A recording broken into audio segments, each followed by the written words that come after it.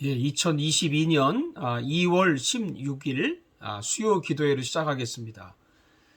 다시 찬송가 280장 천부여 의지없소서 280장 찬양 들으시면서 수요 기도회를 시작합니다.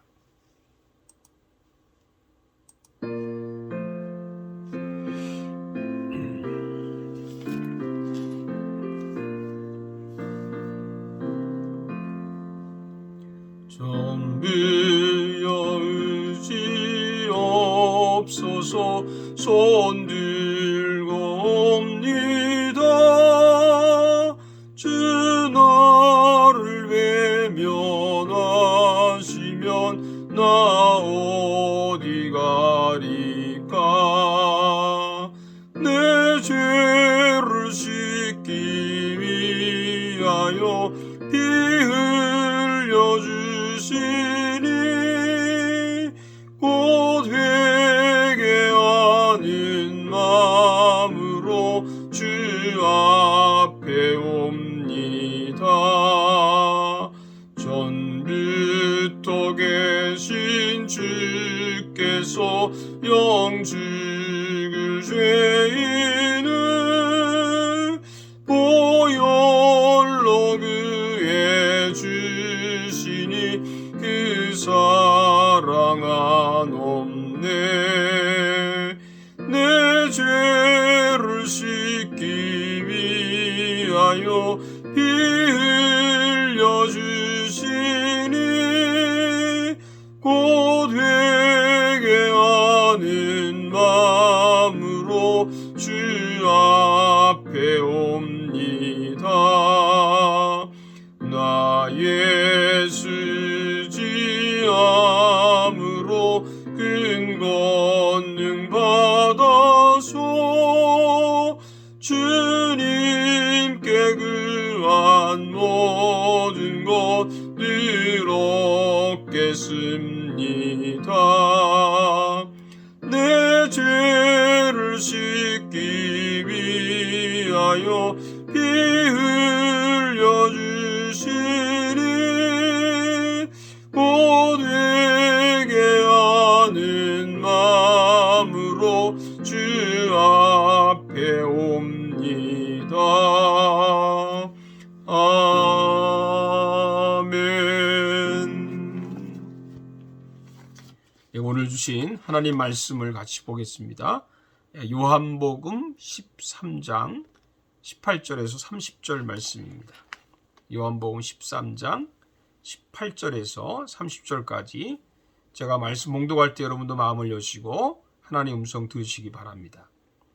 내가 너희 모두를 가리켜 말하는 것이 아니니라. 나는 내가 택한 자들이 누구인지 알미라. 그러나 내 떡을 먹는 자가 내게 발꿈치를 들었다 한 성경을 응하게 하려는 것이니라. 지금부터 일이 일어나기 전에 미리 너희에게 일러둠은 일이 일어날 때에 내가 그인 줄 너희가 믿게 하려 함이로다. 내가 진실로 진실로 너희에게 이르노니 내가 보낸 자를 영접하는 자는 나를 영접하는 것이요 나를 영접하는 자는 나를 보내신 이를 영접하는 것이니라. 예수께서 이 말씀을 하시고 심령이 괴로워 증언하여 이르시되 내가 진실로 진실로 너희에게 이르노니 너희 중 하나가 나를 팔리라 하시니 제자들이 서로 보며 누구에게 대하여 말씀하시는지 의심하더라. 예수의 제자 중 하나 곧 그가 사랑하시는 자가 예수의 품에 의지하여 누웠는지라. 시몬 베드로가 머리짓을 하여 말하되 말씀하신 자가 누구인지 말하라 하니 그가 예수의 가슴에 그대로 의지하여 말하되 주여 누구시니까? 예수께서 대답하시되 내가 떡 한 조각을 적셔다 주는 자가 그니라 하시고 곧 한 조각을 적셔서 가룟 시몬의 아들 유다에게 주시니 조각을 받은 후 곧 사탄이 그 속에 들어간지라. 이에 예수께서 유다에게 이르시되 내가 하는 일을 속히 하라 하시니 이 말씀을 무슨 뜻으로 하셨는지 그 앉은 자 중에 아는 자가 없고 어떤 이들은 유다가 돈꾀를 맡았으므로 명절에 우리가 쓸 물건을 사라 하시는지 혹은 가난한 자들에게 무엇을 주라 하시는 줄로 생각하더라. 유다가 그 조각을 받고 곧 나가니 밤이러라. 아멘. 잘 보내셨는지요? 오늘은 수요 기도회를 맞이해서 요한복음 13장 18절에서 30절까지의 말씀 가지고 기회를 놓치지 말자 하는 제목으로 말씀을 드리겠습니다. 오늘 본문은 그 예수께서 가룟 유다의 배반을 알고 그에게 회개할 기회를 주시는 그런 내용입니다. 더 정확히 말하면 예수께서는 가룟 유다의 배반을 안 것이 아니라 제자 중에 한 사람이 배반할 것을 알았다고 하는 것입니다. 18절 하반절을 봅시다. 내 떡을 먹는 자가 내게 발꿈치를 들었다는 성경을 응하게 하려는 것이니라. 이 말씀은 시편 41편 9절의 말씀을 인용한 것인데 여기에도 가룟 유다라고 하는 그 이름이 없고 다만 예수께서 떡을 줄 때 받는 자가 예수님을 배반할 것이라고 하는 그런 내용의 예언입니다. 예수께서는 이 예언의 말씀을 따라서 제자 중에 한 사람이 배반할 것을 알고 있으셨고 어느 때인가, 어느 때란 것은 정확히 알 수는 없죠. 그러나 가룟 유다라는 것을 확신하게 됩니다. 가룟 유다의 배반에 대해서 여러 가지 많은 논쟁이 있습니다. 처음부터 알았다면 예수님이 왜 제자를 택했고 왜 막지 않았을까? 이런 얘기도 나올 수 있는데 분명한 것은 예수님께서 그 전에 한 번도 가룟 유다가 배반할 것이라는 것을 말씀한 적이 없습니다. 이제 십자가를 질 때 가까이 와서야 비로소 말씀을 하고 있는 것이죠. 그러나 그보다 중요한 것은 예수님께서 유다가 배반한 것을 알고 나서 유다를 미워하고 경계하고 멀리 했을까 하는 것입니다. 그렇지 않습니다. 먼저 예수님은 유다에 대한 그런 사랑이 있다는 것을 보여줍니다. 21절을 보세요. 예수께서 이 말씀을 하시고 심령이 괴로워 증언하여 이르시되 내가 진실로 진실로 너에게 이르노니 너희 중 하나가 나를 팔리라 하시니. 그래도 이 가룟 유다라는 이름을 언급하지 않습니다. 그리고 예수님은 유다를 보면서 마음이 무척 괴로웠다. 심령이 괴로워 증언했다. 이것을 보면 어쨌든 성경적으로 볼 때 예수님께서 처음부터는 알지 못했고 나중에 알았다고 하는 것을 우리가 짐작할 수 있는 부분이죠. 여기서 멈추지 않습니다. 예수님은 유다에게 회개할 수 있는 기회를 주십니다. 이게 더 중요한 일이죠. 그런데 유다는 이 기회를 놓쳐버렸다고 하는 것입니다. 회개할 수 있는 기회를 줬다고 하는 것은 예수님이 정말 그를 얼마큼 사랑했는지라는 것을 알 수 있는 부분입니다. 왜 유다가 이 회개의 기회를 놓쳤을까 하는 것을 좀 얘기해 보려고 합니다. 첫째는 처음부터 예수님을 믿지 않았습니다. 20절에 보면 내가 진실로 진실로 너에게 이르노니 내가 보낸 자를 영접하는 자는 나를 영접하는 것이요 나를 영접하는 자는 나를 보내신 이를 영접하는 것이니라. 가는 자가 제자가 됐고 선택을 받아서 예수님을 정말 믿었다면 이럴 수 없죠. 그러나 가룟 유다는 그렇지 않았습니다. 예수님을 영접한다고 하는 것은 우리가 아는 것처럼 예수님을 믿는 겁니다. 그리고 예수님을 믿는 사람은 동시에 하나님을 믿습니다. 그렇지만 유다는 처음부터 예수님을 믿지 않았다 하는 것을 결과적으로 볼 때 알 수 있는 것이죠.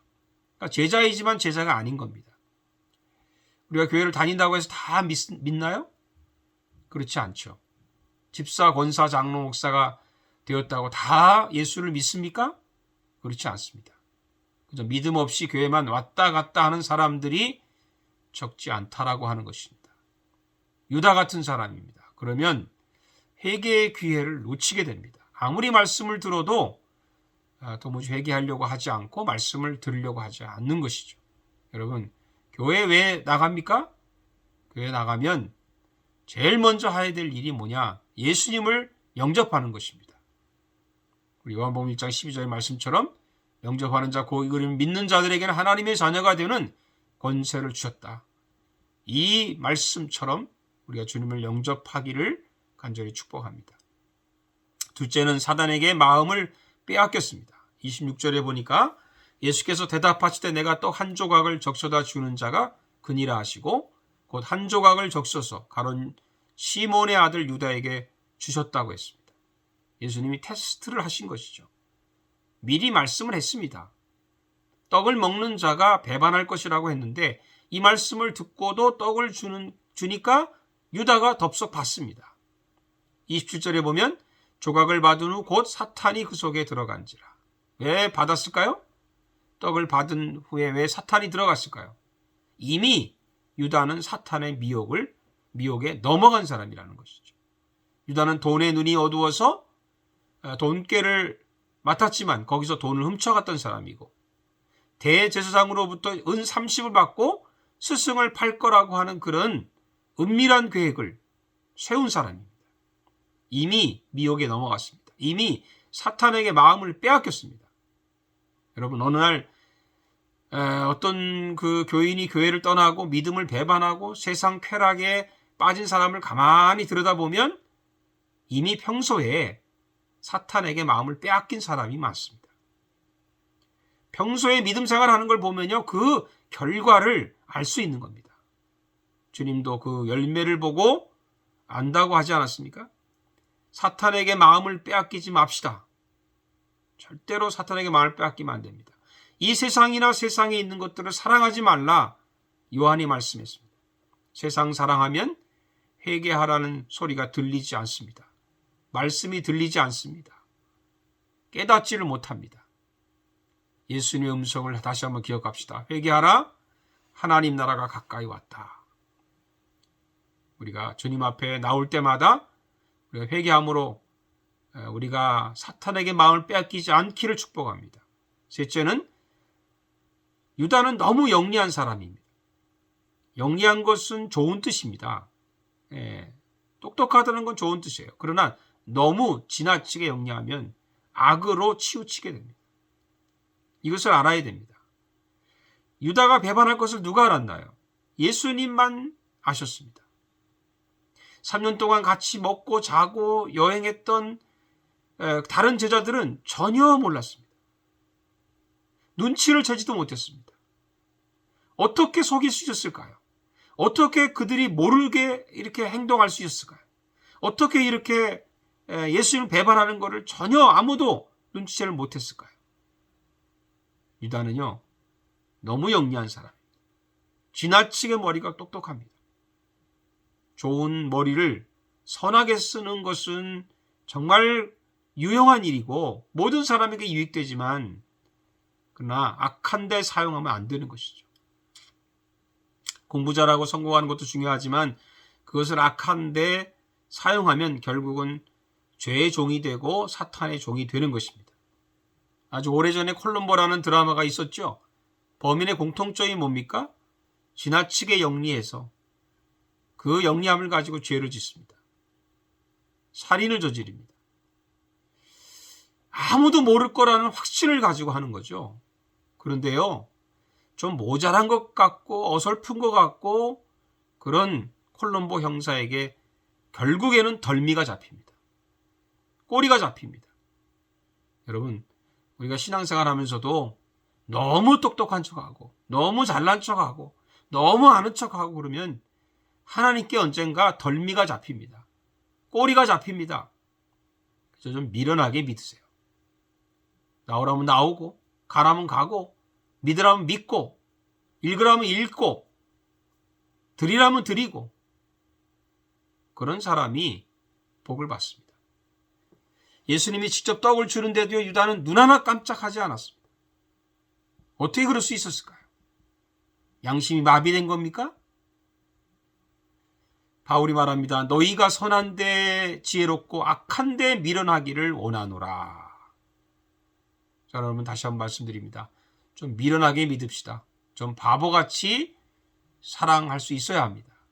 그래야 우리가 실수하고 넘어질 수 있어도 다시 회개의 기회를 놓치지 않고 회개하고 주님께로 돌아와서 하나님의 정말 신실한 자녀가 되기를 간절히 주님의 이름으로 축복합니다. 기도하겠습니다. 살아계신 하나님, 감사합니다. 우리가 너무 지나치게 똑똑하고 지나치게 우리가 아는 체하고 지나치게 너무 조심해서 문제가 많이 일어납니다. 하나님, 이 코로나 시대에도 너무 지나쳐서 우리가 실수할 때가 너무 많습니다. 하나님과의 관계가 끊어질 때가 많습니다. 하나님, 우리가 정말 부족해도 연약해도 주님 앞에 정말 미련하지만 주님 앞에 나아가서 아버지 앞에 우리의 부족을 아뢰고 하나님의 은혜를 구하고 나아가는 저희들 되게 해 주시고 오로지 예수 그리스도만을 의지하고 우리가 부족하고 잘못했을 때 허물이 있을 때 회개하고 주님께 자녀로서 살아가는 저희들 되게 해 주시옵소서. 예수님의 이름으로 기도하옵나이다. 아멘.